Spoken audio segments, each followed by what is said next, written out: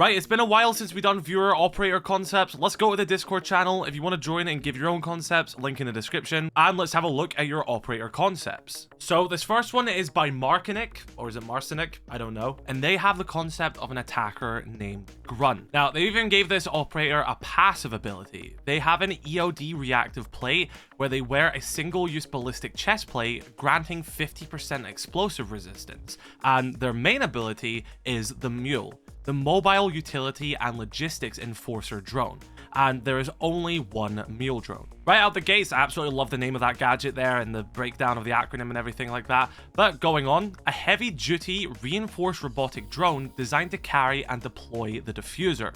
Grunt can manually attach the diffuser to the mule at the start of the round or pick it up if it's dropped. This drone is smaller than standard scout drones and cannot jump, but it features significantly higher health and is bullet resistant from the front. When positioned on a plantable surface, the mule uses its automated arm to initiate the planting sequence remotely. To initiate a plan, the player must be within 20-meter radius of the mule. If he moves out of the range, the signal is lost and the drone stops moving. Remote plan. When positioned on a plantable surface, the mule initiates the planting sequence. Whilst planting, the drone is stationary and vulnerable to impact grenades, nitro cells, or being shot from the sides/rear. If the drone is destroyed whilst planting, the diffuser drops at its current location. Plant duration. It will take longer to plant than normal, example 10 to 12 seconds. Post-plant anchor. Once the diffuser is successfully planted, the mule locks its tracks and becomes a permanent, stationary fixture. The diffuser remains physically attached to the drone. Static intel. After locking, the drone can no longer move, but the player and teammates can still access the drone's cameras to monitor the diffuser. And you also said that traditional area denial such as gas or fire will not affect the mule, forcing defenders to rely on explosives or repositioning. Now, I want to say, I've heard the concept of a drone being used to plan and grab the diffuser before. This isn't the first time I've heard this. However, I've never been more on board with an operator concept like this than with your concept. I think you've explained the pros and cons extremely well here. I love the idea of this. I love the operator icon you presented as well. I think there's so much you can do with this operator. I like the high risk, high reward factor, where you say it takes longer to plan. And of course, if you fail to plan, you're leaving the diffuser in sight, and defenders are going to clock this, they're going to work around this information, and they can reposition their entire defense around this. You may even leave the diffuser in a bad position. I like this idea. I specifically like the idea of this as well in positions where you lose the diffuser and it's very hard to regain it. Let's say one of your teammates drops the diffuser whilst roam clearing, and now the diffuser's upstairs and you guys have sight control. Well, instead of having to give up sight, you can send the mule out, go grab the diffuser, and bring it back to sight and then plan. Of course, there would have to be more balancing along the way here, but I like the fact that it's immune to gas and fire. I like the fact that it takes longer to do it. I wonder if we should give this drone a bit more of a gimmick as well, because the only thing I see here is that this may be very situational, especially from a solo perspective as well. This does seem to be an operator that would fit into coordinated stacks and executes around this, but I love this idea. I think it's absolutely brilliant. I do think it fits Siege. I would like to see what Ubisoft would do with a concept like this, because of course they would have a massive balancing team look at this and everything like that. But I think this is definitely a possibility for an operator. I think using a drone that can exploit the diffuser is something really cool, and yeah, I think this is absolutely great. I love this so much. I love the op icon. Absolutely brilliant concept. Right, so Marshall Mouse has a concept for an operator called Heimdall. Their real name is Sigmund Johansson. They are 29 and they are from Narvik in Norway. Their previous org was the Finnmark Brigade, but they're currently with Arasis, which is the PMC led by Denari. They are a 3 armor, 1 speed defender, and we'll look at their loadout in a second, but I want to look at their gadget. And their gadget is called the All-Seeing Eyes HUD system, so I assume the ASE HUD. And the gadget description is, upon activation, the screen will turn a light green, similar to when Warden and Jackal turn on their gadgets. However, with Heimdall, he will gain a live camera feed on the last camera he opened in the top right corner of the screen. he can change the displayed camera, camera size, and opacity by opening cams, whilst his actives by using the mouse, which unlocks while open. Activating the HUD will make a sound similar to Warden's glance. And they've not really gave a backstory here, but they said, I planned on making him join Arasis by reconnecting to an old friend, being Ace, who invited him to tag along on a few contracts, if not become a more permanent member. And for the loadout, we have the HK416, which is Jaeger's AR, as well as the M870, which is also Jaeger's shotgun, so a very similar loadout to Jaeger here, but you also want to put the PDW on defense, of course without an ACOG, and with the secondary weapons being the C75 and the Keratos. Now, I want to say, I like the idea of having an operator who wears like a helmet and can have like an on-screen HUD display of a camera. But I think this works so much better as an attacker than it does as a defender. I love your idea, but I think we need to switch the sides completely. I think this works so much better as a roam clearing, frontline entry operator who places a camera in a room, then activates that feed on their screen, and then uses that to take rooms, to take control of, well, the map.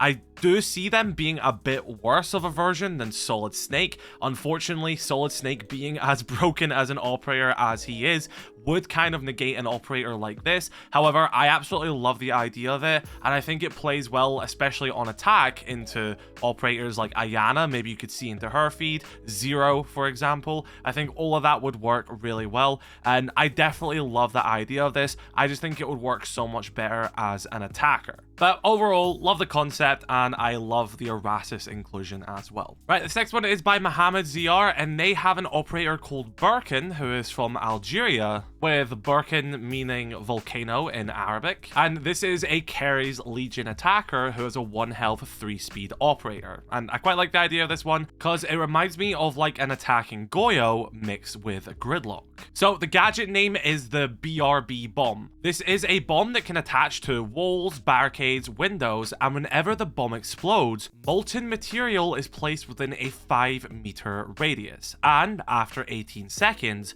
this material dries and becomes a solid object in the game. The bomb damages for 21 HP, and the molten material damages for 11 per second. So sort of like a tick damage track stinger-esque gadget by the sounds of it there. So I assume you can maybe deploy this from range. So let's say you place this in like the bomb site, or you take control and then you place this as like a flank watch device.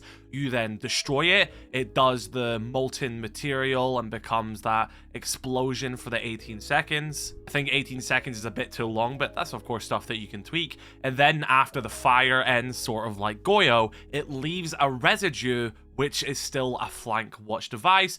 But from what you say as well, you can destroy this residue similar to how you can destroy a Kiba barrier, if that makes sense. So canister does fire, leaves a Kiba barrier does damage, Kiba barrier can be destroyed. I like the idea of that. It's a great operator concept. The loadout will be a C7X55 Evo, which will be a brand new weapon, as well as an AR257. So you've done 2 brand new primary weapons there as well, and you've shared a graphic. I really like that. And they'll also have the ITA-12S pocket shotgun, which seems to be a really popular option for these concepts. And they'll have frag grenades, claymores, and of course the 1 health 3-speed stat. I really like the idea of this. I think you could synergize it really great with like Raurer, for example. If you are taking control of a room, you have Raurer, you deploy a dom panel on a doorway, you then use Burkan and place the BRB bomb on that as well. So then if they try and flank that Raurer gate, that opens up, the bomb explodes, and then that just kills even more time. Of course, you would have to tweak some numbers here. I really dig this concept though. I like the idea of all of this. And yeah, this is a great one. Thank you for submitting this one. Right, when I say I don't want AI, this is what I mean I'm looking for. I love this. It's just basic, it's simple, it's someone's passion come out, and although they're not very artistic, I love this shit. So, this is a concept by XVO, sorry if I pronounced your name wrong, but they have a concept for an operator called Claymore. I feel like we may have to change that, just for call-out reasons, especially since this is an attacker. If you as a defender are trying to call out a Claymore to your teammate, do they know if you're talking about the gadget or the operator themselves? However, I think it's a fun idea. So this operator has a gadget called the Sword Strike, and what I can kind of make out from your concept is that this is a mix between Callie and I'm assuming Maverick and a sort of hard breach-esque device. And it is a gadget, which you refer to as a giant sword, but of course I assume will have a more tactical look to it, that drills into a wall and explodes after 2 seconds. So again, there's the Callie part there, but then it has like an explosion which will hit enemies for 15 per sword with 5. So I assume you mean 5 swords, so 15 per one. You said that this can be used to create horizontal holes in the wall as well, because you can switch it into a mode into 3 mini swords. So again, what I believe I'm taking for your concept here, it's a attacker with a projectile gadget that can be thrown at reinforced walls. It will then drill into the wall and explode on the other side, similar to Callie, but it will also make a hole like Maverick as well. I think that's a fun idea. Again, we have to look at this compared to the last operator as well when Solid Snake was involved. Does this make Callie useless? That's the, you know, the dilemma I guess a lot of the operator development team always have to think of is, are we going to power creep another operator too much? But I definitely think that's a fun idea. You said that they're also going to have a Claymore and stun grenades as their secondary gadgets. I like the operator icon as well. That's very fun. They're a 3-speed, 1 health operator. And this, you get bonus points for this because you made them Scottish. But your background, you said, Claymore was pulled into the real world at the age of 13 after the Keres Legion attacked him and his family. According to speculative rumors, his parents were actually inside spies for a secret organization known as Notrix. After the attack, Claymore would start developing the breaching tool he calls Sword Strike. Claymore would eventually start attacking different Keres Legions across the English Isles to help figure out the true reason as to why the Keres Legion attacked his parents. During one mission that was being led by Thermite and Montagna in Scottish countryside, they would end up bumping into Claymore, who was breaching into the building, and would end up allowing him to help the squad take down this Keres Legion base. After the mission, Thermite and Monty officially invited Claymore to Rainbow, and Thermite and Mirror would eventually help Claymore develop and upgrade the current version of the Sword Strike. And you also gave the loadout as well. They would have the M590A1 a primary shotgun, so like the SAS shotgun, the new XK23 rifle we got in this season. They would have a flintlock, okay, Edward Kenway vibes, as well as an ITA-12S pocket shotgun, and of course the Claymore and stun grenades. Overall, I actually really enjoy this concept. I like the idea of a new breacher. Again, you can have 1 massive breach with this device, and of course 3 smaller ones as well. I am going to assume though that maybe Bandit and Kaid do counter this operator, so that would be one of the things which keeps Callie more relevant the more I think about it as well, because she's more immune to that stuff.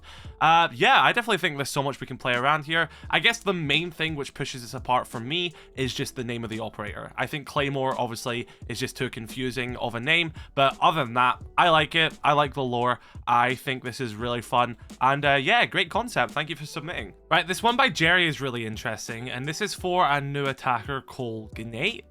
Sorry if I'm pronouncing that wrong. This is a 29-year-old male who is a 2-2, and they are a support / anti-gadget operator. Now we'll look at their loadout in a second, but their gadget is the ECT screw. This is a gadget that shoots out a small screw with a bulb at the deployed end that dispenses wet clay after a remote detonation in a square pattern around it in the time of 1.1 seconds before heating it up in 0.3 seconds.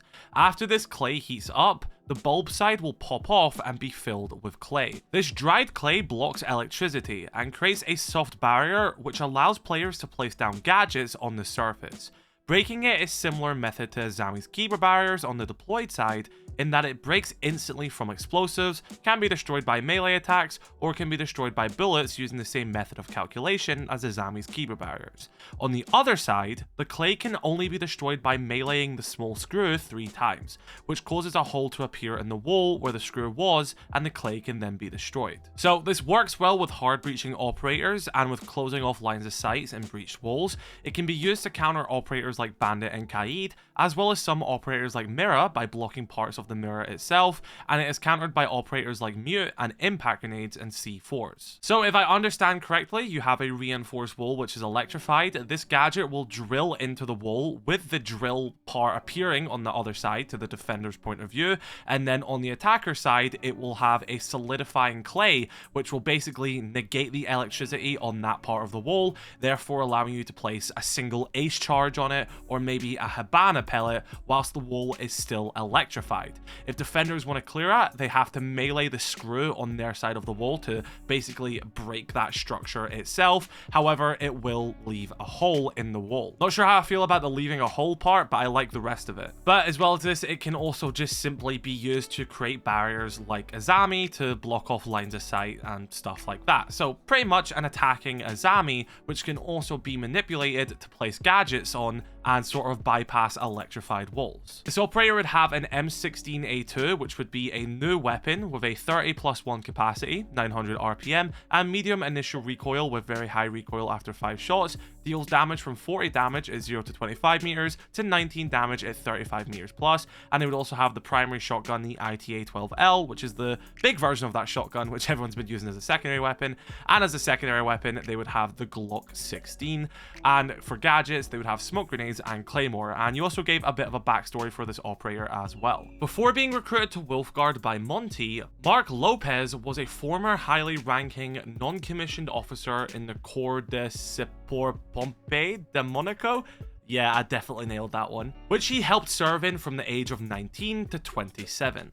After aging out of his position, he took to being an electrician and engineering new technology for the public forces, including his ETC screw gadget. Inspired by his retired Spanish veteran father's hobby of pottery and dry clay's non-conductive properties, which helped create protection for officers against electrocution and bullets. He also started selling the product to fellow electricians as a quick remedy and safety measure for exposed wires.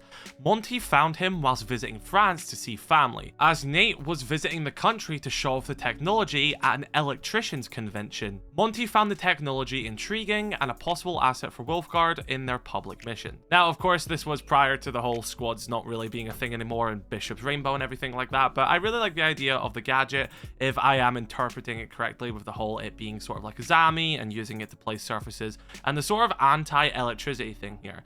There's been a few sort of anti-breach, anti-wall stuff in these concepts. That's a very popular thing for people to concept and, you know, theorize, are hard breachers and different ways that you can manipulate breaches. And I think this is definitely a really unique one, because you're not saying to destroy the electricity, you're saying what if we can make a surface which can bypass the electricity. And there's been ways to do that. People will do that by placing a thermite charge beside an electrified hatch, or an ace charge on an OSA shield beside an electrified wall, and it will sometimes open that breach in a particular way. So you're sort of saying, well, how about we create a surface on the breach itself where we can do this? And maybe it's not big enough for a thermite charge. Maybe that's the balancing thing here. Maybe it's big enough for 2 Habana pellets or a single Ace Selma breach, if that makes sense. So yeah, I like the idea of this. I think that's very creative, and I like the backstory as well. Great submission.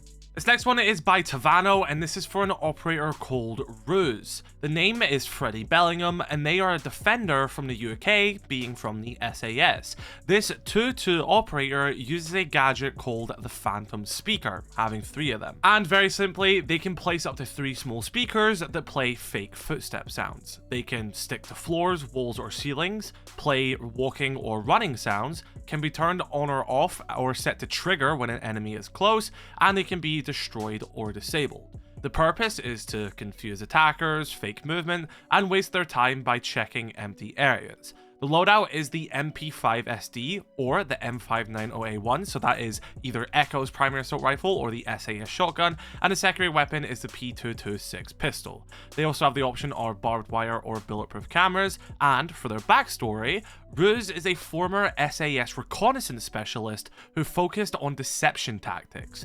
During covert missions, he used sound tricks to mislead enemies and create openings without being seen. Rainbow brought him in for his ability to turn simple noise into a powerful weapon. I like how just short and sweet this little concept was, and you even had an operator icon as well. We've definitely seen concepts like this before, of like fake footsteps and decoys and all stuff like that. I 100% agree that this would be a really cool operator. My main point of concern is genuinely just bugs that may come from this, and I don't like to do that when it comes to operators, but unfortunately audio issues are a thing that we have in Siege sometimes, and I just don't know like if this would be a good thing. This is like one of the few times where I'll ever bring bugs into operator concepts, because I think that's a very boring way to look at stuff. However, I just feel like audio sometimes can bug so easily that it kind of scares me to have an operator that does footsteps and, you know, fake misleading footsteps and stuff like that as well. But I absolutely love the idea of this, and I really liked how well you shaped this operator like into existence. Like, I can imagine them very well. I like the backstory and stuff like that, the whole SAS reconnaissance specialist. I think this is a great idea, and there's definitely been people who have thought about this before, and I think people are going to make this concept honestly until the end of time. Like, I think this is going to be one of the most popular concepts we ever see in Rainbow Six Siege. Should Ubisoft make this a secondary gadget? Should they even ever make this a gadget? What do you think? This next one is by Noah, and they have the concept of an operator called Nyx. Probably have to change that, considering we already have a character called Nyx in the narrative now. But they are from London, and they are from the CTP, which they have listed as counter-terrorism policing. This defender would be a 3-speed 2 armor, so we're kind of going against the traditional lot here, with a honey badger and a vector primary, and an M&P9 secondary. The primary gadget is a clip that can be attached to gas pipes, fire hydrants, etc., and assuming Goyo canisters here as well. And like with Fenrir, when it's activated, it beeps for 3 to 5 seconds, then blows up, activating the thing it is strapped onto. And this device is called a therm clip, and they also have C4s or impact grenades as an option. So yeah, I like this idea. You are interacting with environmental ingredients like gas pipes and fire extinguishers, and I also like the idea as well of Goyo canisters being something here. But that's kind of it. That's all I can really think of with this gadget. I feel like this is very niche, and a lot of this stuff can just be achieved by either shooting said gadgets, or if you want them to be remotely detonated, you can use Thorn, because her razor blooms will trigger them as well, and there's a lot of, you know, you don't really have to focus on them. They are kind of automated and just based on if an attacker walks into them. So I like the creativity of mixing environmental ingredients and sort of being able to activate them from range. I just feel like Thorn already does this better. She already has more because she can kill them as well with just the gadget. So I feel like it's a great idea. We're just kind of solving an issue we don't really have, and our solution is already Thorn. But I like the idea of it.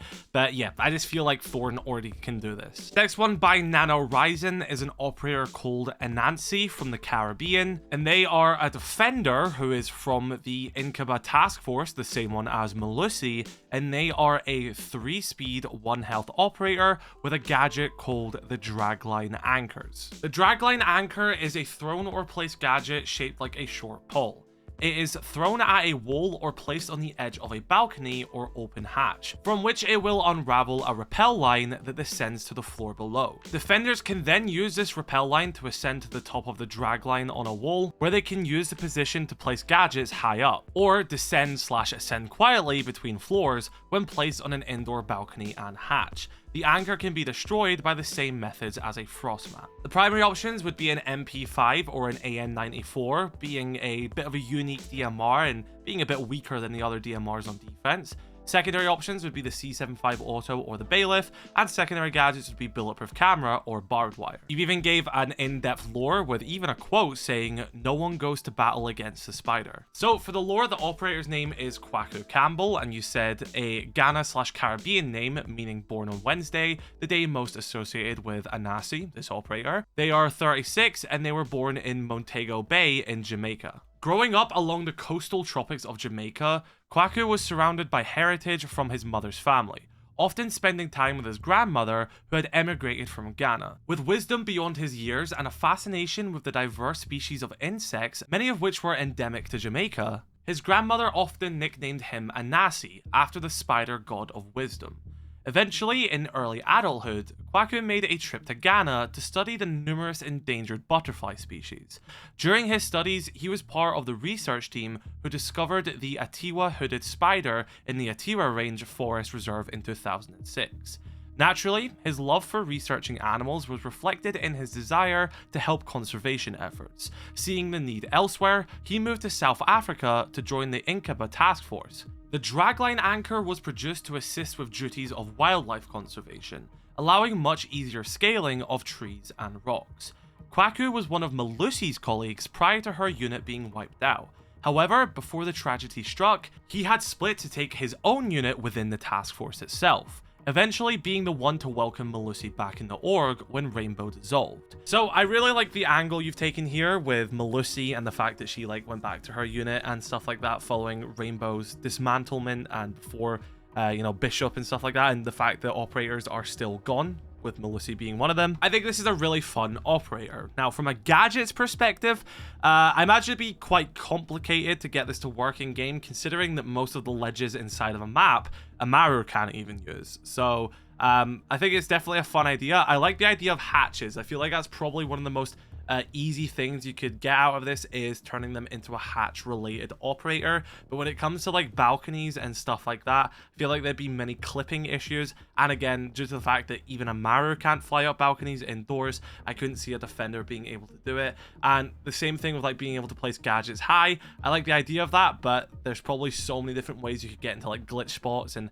just unfair advantages and angles. So I think more of the focus should just go onto hatches and stuff you have a bit more control over, because I think especially when you start to you know, boundary break a little bit with this gadget, it will just lead to a lot of issues and map design flaws, which of course wouldn't have been a worry before because you wouldn't be able to get in those spots.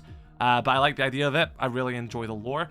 And yeah, I think hatches should definitely be the focus of an operator like this. And so everybody, those are some of your operator concepts. I know this is a very popular thing that you guys always request. So if you'd like to be a part of this, then join the Discord in the comment section below. I always get a bunch of different concepts and stuff like that from people who are very excited to share what they want to see coming to Rainbow Six Siege, and I think that's a very beautiful thing, and that's why I make these videos. I think it's a great series outside of the mailbox itself, and I am glad so many of you enjoy it. So be sure to let me know your thoughts in the comment section below. Drop a like on this video if you did enjoy. Subscribe if you are new. Make sure you join the Discord. It is linked in the description, or comment your ideas below as well. And yeah, let me know what you want to see next. Have a great one and have a safe day. Love you all.